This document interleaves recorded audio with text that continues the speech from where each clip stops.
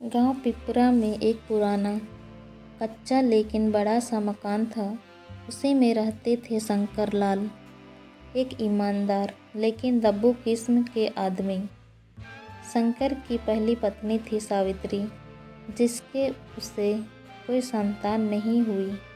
कई सालों की उम्मीद और पूजा पाठ के बाद भी जब घर में बच्चों की किलकारी नहीं गूंजी, तो परिवार और समाज के दबाव में आकर शंकर ने दूसरी शादी कर ली, गीता से।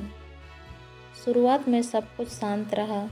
गीता उम्र में सावित्री से छोटी और स्वभाव से तेज तर्रार थी।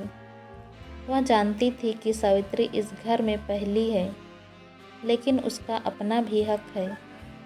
शुरू में वह सम्मान दिखाती रही, लेकिन जैसे ही गीता को गर्भ ठहरा, उसका व्यवहार बदलने लगा। सावित्री, जो खुद को इस घर की मालकिन समझती थी, अब एक कोने में लिपट गई थी।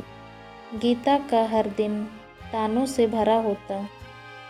बच्चा पैदा नहीं कर पाई तो क्या हुआ, कम से कम रसोई तो संभाल लेती।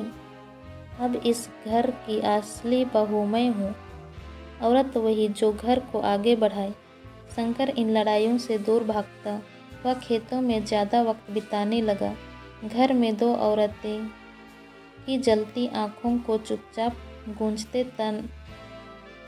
तानों से वह थक चुका था। वह जानता था कि गीता के साथ बहस करना मतलब आग में घी डालना, और सावित्री के आंसुओं का कोई हिसाब नहीं था।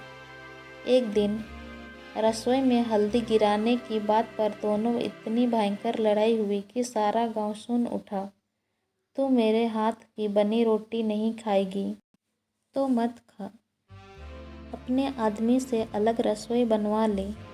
सावित्री चिल्लाई, और तू अपनी बंजर गोद के साथ मुझे मत सिखा कि घर कैसा चलता है। गीता ने कटाक्ष किया। इतने में पास खड़ी नौकरानी कमला भी डर गई। उसने धीरे से जाकर शंकर को खेत से बुलाया।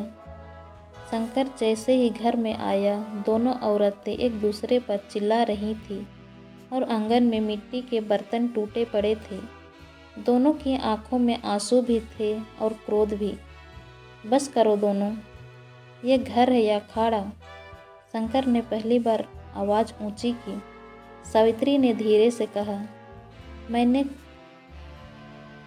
सब कुछ सहा शंकर, पर अब ये औरत मेरी आत्मा को भी चोट पहुंचा रही है। गीता ने पेट पर हाथ रख कर कहा, और मैं तुम्हारे बच्चे की माँ बनने वाली हूँ। क्या मेरा हक नहीं है इस घर पर? शंकर चुप हो गया। वह जानता था दोनों अपने अपने तरीके से सही थीं।